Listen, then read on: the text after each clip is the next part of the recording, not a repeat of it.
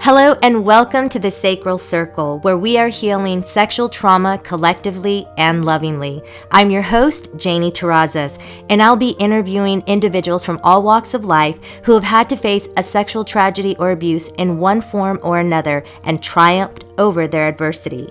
On every episode, a guest will deliver inspirational support, words of comfort, and empowering healing advice. They'll courageously share how their experiences impacted their lives and what led them to face and conquer the blockages that kept them from fully reconnecting to their inner power and divine sacredness. Be sure to subscribe to my podcast, The Sacral Circle. Just search Sacred Stories on iTunes. I want to thank our listeners for joining us today on The Sacral Circle, the self-love haven where we leave judgment at the door. Today, I'm grateful to have the lovely Robyn with a Y. She's a multimedia artist and storyteller based in San Antonio, Texas. She's the host and producer of The Peak Podcast, the talk show about what makes good sex good. I'm so excited to have you. We met just recently and you invited me to be a guest on your show, which I thought was really cool. So why don't you tell our listeners a little bit about your project and what inspired you to start it? Sure. So like Janie just said, my show is called The Peak, and it is a talk show about what makes good sex good.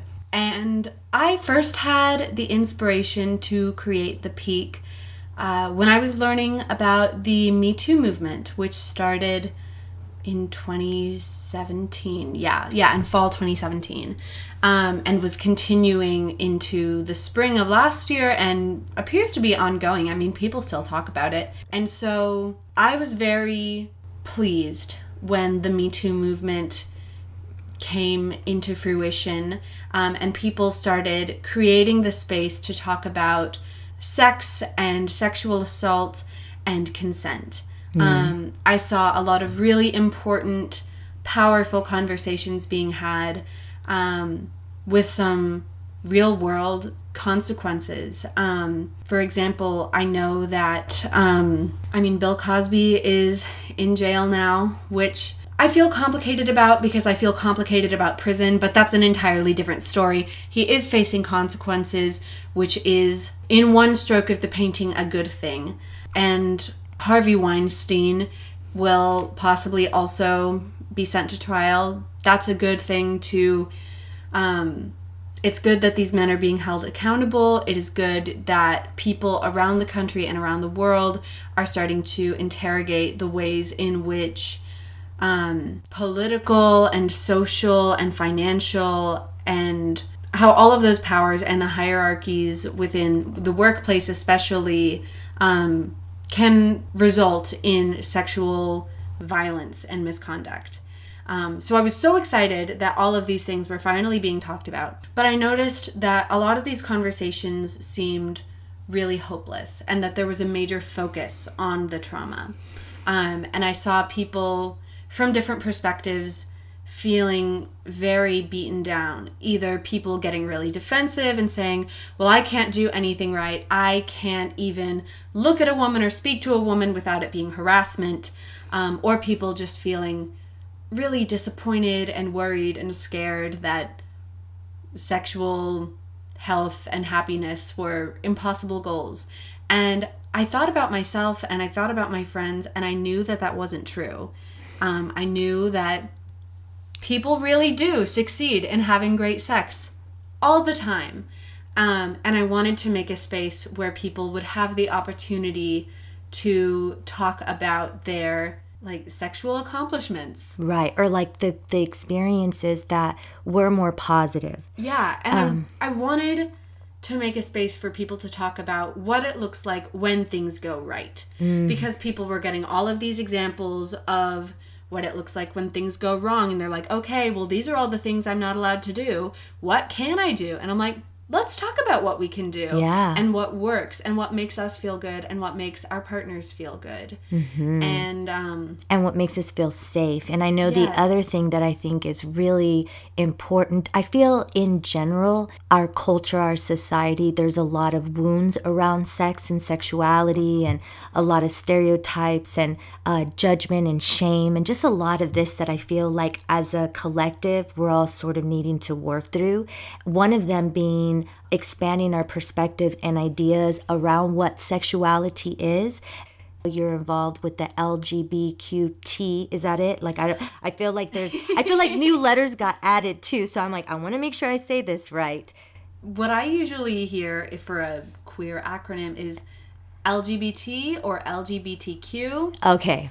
I usually don't go any further than Q personally, but you can add IA for intersex or asexual. But yes, I am a member of the LGBT community. I identify as queer. You could also call me bi. I won't tell you you're wrong.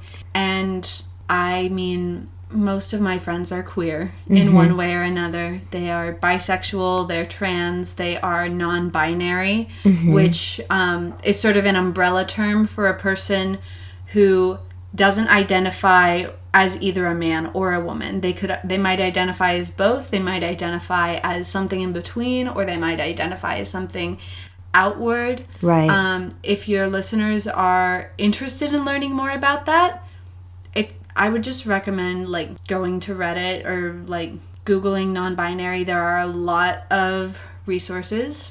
If they like poetry, they should check out the poet Andrea Gibson, who has used female pronouns for most of their life, but recently started using they, them. They have a new book of poems that just came out called Lord of the Butterflies. And I received it for Christmas. It's sitting over on my nightstand. And I've just read the first couple of poems. But they write a lot about gender. And so if people don't mind reading something in poem form rather than like article, I think it would actually be a good place to start. That's great. I appreciate you giving them direction, helping them see where maybe they can get more information that might help, they might connect with. Because I know a lot of times like poetry, writing, it's very healing. Anything under the arts is really healing. And when you're going through self-discovery, especially about just about anything, but if you can find stuff that's specifically around identity and sexuality and this sort of thing. Yeah, and I know that learning about non-traditional genders and non-traditional ways of being men and women can be very intimidating to people who don't associate with a lot of queer people. But I mean, queer people aren't scary. We're just humans, and we just want to be allowed to live our lives. So. And one of the words that you're using is queer, and I feel like for a while that was a derogatory word. It was a derogatory word, right? And now I feel like that's a word that is being used within the community. Yes. So it was a derogatory word, and people sometimes still use it as one. I have a friend who, in general, I use the word queer for myself and for the LGBT community because, in my opinion, queer is like the ultimate gay umbrella because it can be about gender, it can be about sexuality, it can be about identity or romance or just personal individualism or your lifestyle. And so it's very broad and malleable for every person to sort of mold to fit themselves. I like it personally, but at the same time, I understand that it's a word that holds trauma for other people. Yes. I have a dear friend who calls it the Q slur. For that person who is also non-binary. The last time I spoke with them about it, they saw it as a word of hatred, and it was a word that held trauma for them. So I never called that friend queer. I still think of that friend when I think of the queer community, but I don't use that word in front of them out of respect. You brought up the word trauma, and most of the individuals that are on the show, they have experienced some type of trauma. You have been one of the few women who have been able to, I guess, somehow manage to not have to go through that specific type of trauma. But as a woman, and then as a woman who identifies as queer, I would imagine there's just been different types of harassment and things of this nature, or levels of uncomfortability that you've had to deal with. But you've also been doing your show for a while, and not all the people that have been on your show have dealt with some type of trauma, but many have, and they've been really candid. So what has that been like, and what would you like to share around, let's say, sex trauma or abuse? What have you realized about trauma and how it impacts people and their behaviors and or their perception? That's a really big question. I think to start with, there's definitely an idea that sexual trauma is something that men do to women. Specifically, people think that rape and sexual assault are things that happen to women exclusively, by men exclusively. And that's not true. It is certainly, well, I don't want to say certainly. I mean, I don't have data in front of me, but it is commonly understood as the most common form of sexual assaults and harassment. And so, like, I don't want to deny that women tend to face more sexual abuse in the forms of rape and physical overpowerment and harassment, but it's definitely not always that way. People of any gender can be sexually assaulted, and people of any gender can sexually assault someone. Many people in my life, men, women, non-binary people, have had their wishes disrespected and have had people force themselves on them or manipulate them or ignore their wishes. And that is all trauma, and it's all valid. And I think that I'm a big fan of the concept of intersectionality. Is that a word you're familiar with? No, but please elaborate. Sure. So intersectionality is the concept that all of a person's different identities, and so all of the different adjectives that describe a person essentially affect their perspective and make it different along those lines. So I am a white, queer woman in a heterosexual relationship as it would look from the outside world. I grew up in a middle-class household. I'm college educated, and I'm able-bodied. These are things about me that affect the way I live in the world. So when I was 12 years old, I had grown men honking and shouting at me when I was walking home from school. That was part of my lived experience that probably most white boys walking home from school didn't experience. But, some boys of color might have. So that was kind of a long-winded explanation to say the different identities of a person will affect them in different ways. And intersectionality affects the way you're treated, and it affects the way you see the world. Yes, it's like it impacts your perception of self, which then impacts how you see yourself in relation to the world at large. Totally. And how you feel and see yourself will also somehow have an impact on how other people see you and treat you. I think, again, when you were talking about the Me Too with its time, I think right now, women, the feminine is rising, so to speak. Women are starting to discover their voices. They're starting to get fed up with the way things have been in the world for a while, like you were saying before, the patriarchy and all this. And so you and what you're doing is really helping bring some balance back to the feminine and to the masculine, because on your show you're giving voice to all people. Men, women, non-binary people are getting to be on your show and express themselves. And I feel like our sexuality and sex is so repressed and it's so oppressed. And how has the show impacted you in any way, if it has at all? Well, so I released my first episode, I believe, in May of last year, although I started recording in, I want to say, February. So it's a project I've been working on for almost a year. The show has been really exciting because it's been an opportunity to connect with people which is just one of my favorite things. And it's been an opportunity to invite people to share their personal lives in a way that we don't always get to. And I realized that I wanted the show to be sort of, from my perspective, like a sleepover. Like the kind of conversation we would have at a sleepover. And that's not to say that the conversations are silly. I think people like stereotype sleepover conversations as like being silly and giddy, and like, yeah, sure it can be, but anyone who's actually had like a real like 3 a.m. real talk conversation knows that the conversations are extremely valuable. And interestingly enough, I was talking to one of my best friends who is a straight guy about the show and what I wanted it to be. And he started talking about how he has conversations like that in locker rooms.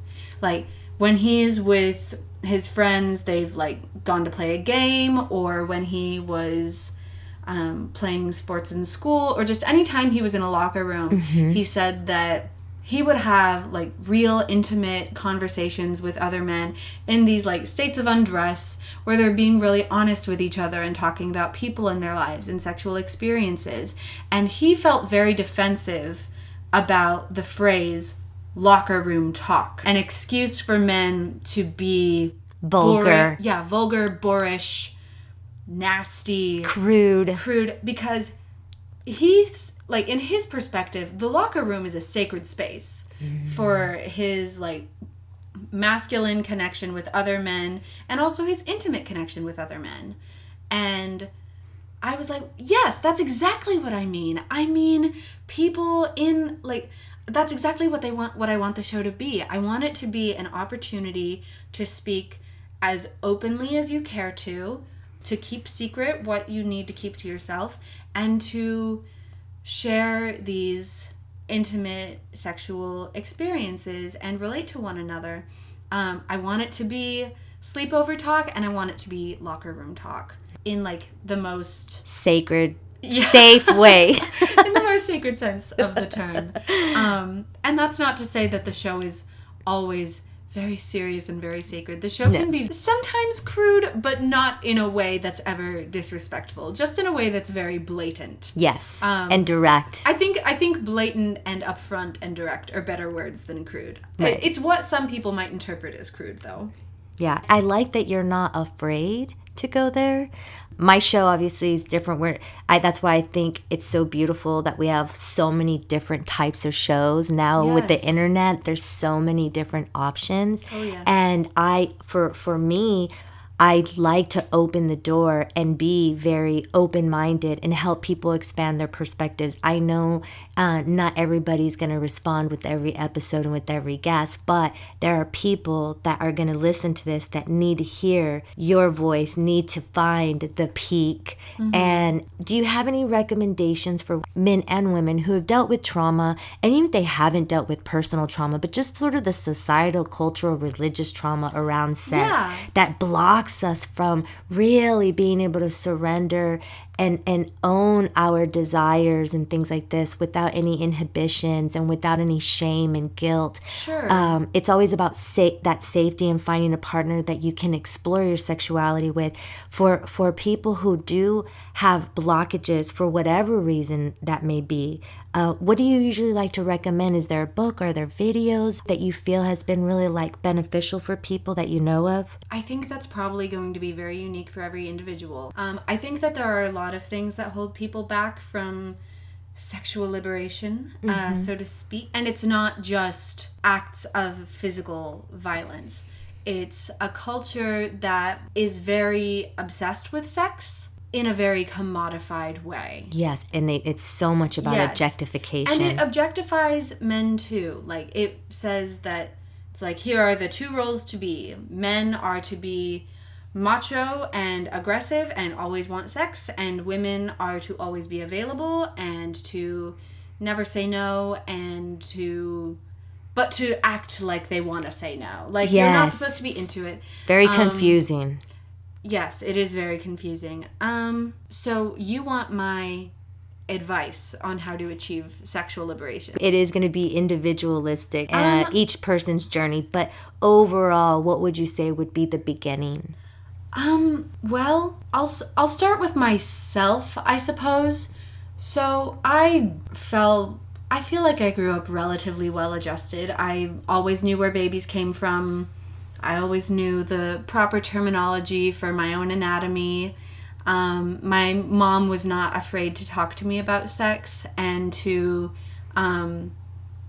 give me access to protection. So I was very well prepared in terms of like book knowledge. Good. When it That's came to great. sex, I have to commend your mom. I mean, but that it also only gets you so far.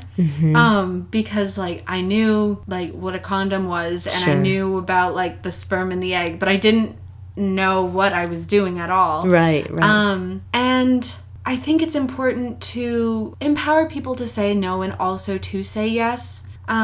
Because I have in the past had trouble knowing what I want to do in sexual situations, especially when I was at the very beginning. I know that like the first time I like gave someone a hand job, it wasn't necessarily because I felt compelled to like put his dick in my hand. Right. But he like Put your my hand on it. and I was like, well, I guess this is happening. It's weird that you're saying that because I just shared that story with somebody like a few days ago. That happened to me. Yeah. Where we were at a movie theater and we were eating popcorn. It sounds so cliche that I'm reaching over to grab the popcorn, and he had actually taken his penis out. And so when he got my hand, he put it on it. Oh, that's creepy. Yes. Oh, I know. Oh, and then weird. it's like that's not popcorn. I know. And then because I had already experienced sex trauma prior to that, I automatically went into freeze, almost like paralysis. And then it's like you want to just rip your hand and like run out of the movie theater. That's what you're thinking, but your body and nothing is letting you do that. So it's very, very strange. But that's so crazy that happened to you too, where you're like, okay, I guess I'm gonna do this. Yeah. You know what I mean? But you don't want to, so you're not even trying. It's just Yeah. And looking back, I wanted to be a sexual person.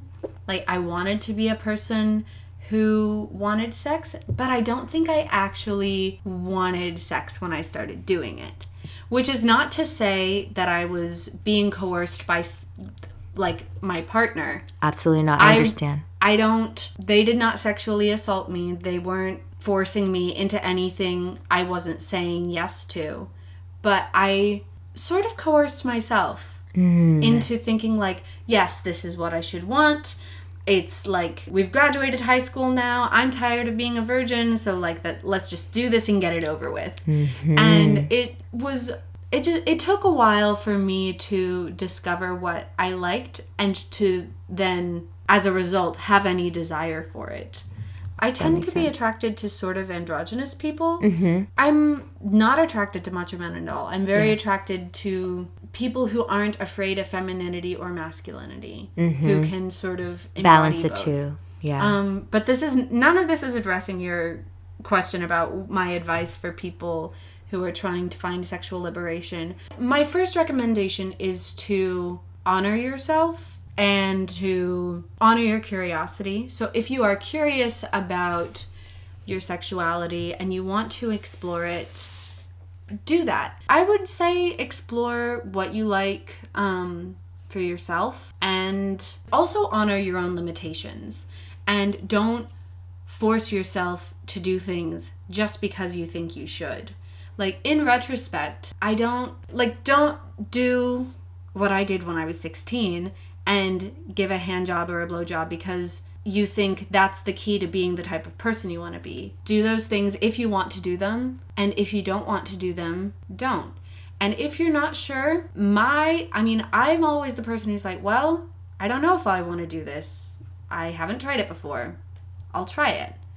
And if you don't like it, you can stop. You can say, hey, this isn't working for me. Let's kiss some more. Or, hey, I just am not into this at all. I'm gonna go home. Or let's put on a movie or do something else. And hopefully your partner will go for that. And if they don't listen to you, then that's a violation of your consent, and you should definitely leave. For sure. I think it sounds like a lot of it is like discovering your voice, discovering what you like, and being open and giving yourself the room to be exploratory. And it's difficult to teach ourselves how to honor our own comfort in situations that are in part about affection and about like showing care or attraction for one another. And that agency starts when we are toddlers. As soon as we're old enough to decide to hug someone or not, we need to be given permission to say yes or no. So I work with kids, and I always make a point to remind them of their bodily agency and of the bodily agency of the people around them. And of course, I don't use that language. Example today, I am a nanny for 2 little girls. And when like the older girl wants to give her little sister some kisses and is just like squeezing her too tight and giving her too many kisses, and the younger one is saying, stop, I say, hey, big sister, you need to listen to your little sister's words. You're not allowed to touch people in ways they don't like to be touched, even if it's out of love. If they say, hey, give me space, you have to give them space. And that's a hard lesson to teach kids, especially because the adults in their lives will usually tell them that you have to give someone a hug and a kiss out of politeness. And like, grandma's here, give her a kiss. And if the child is overwhelmed or doesn't want to, they often will make that child hug and kiss grandma anyway. And so I really think it's important to teach people about bodily autonomy in all different situations, like throughout their lives, so that by the time they get to sexual situations, it's second nature for them to like respect their own limitations and respect the limits of others. That's a beautiful way to put it. It's and to celebrate when they come together in a beautiful union. Yes. And like, yes, we both want to hug. Yes, we both want to participate in this like water gun fight. Yes. Yes, we both want to tickle each other. Yes, we both want to have sex. That's a beautiful way to put it. And I think the biggest piece is the voice and that space and honoring your autonomy and taking your, like you said, the agency, you know, having the agency and feeling comfortable. Definitely, I agree with you about children. I see that too, and it makes me cringe sometimes. And they almost get after them for not hugging or kissing a relative. That happens. You know, you see it a lot over the holidays, and you're just like, don't do that to them. You know, you're already teaching them right now. Yeah. And, you know, at a young age. And it's hard because, like, if you say that to someone, like, what do you mean? Like, because it's very easy to hear that and say, is this person saying that I'm like setting up my child to be like harmed or assaulted? And like, that's absolutely not what I'm saying. I'm just saying, teach your child to respect their own boundaries, and teach your child that you don't harm someone by denying them affection. And just teach people to respect their bodies and respect the bodies of others. It sounds like a simple concept, but it's not, because it involves rejection. That's true. And rejection it's scary. It hurts. It's hard. People don't want to reject someone else because they don't want to hurt someone else. And people don't want to be rejected because it feels bad. Yes. But it's really like one of the most powerful fears in the world, in our culture, at least. Yes, People are so afraid of rejecting others and being rejected that we subject ourselves and each other to all sorts of things that we don't want. And it's going to take a lot of work on the individual and collective level to overcome it. Yeah, and you are one of those individuals that are doing the personal work as well as using your voice and using your time and energy to create a safe haven like the Sacral Circle for people to have these discussions so we can evolve and raise the collective consciousness, especially around our sexuality. Well, I want to thank you so much for being with us. You are officially a part of the Sacral Circle sisterhood / brotherhood. Yay. Thank you for your time. Please let people know again how they can reach you. Give them the site, and if there's anything else you'd like to share before we wrap up. Yeah, you can find at thepeak.blueberry.net.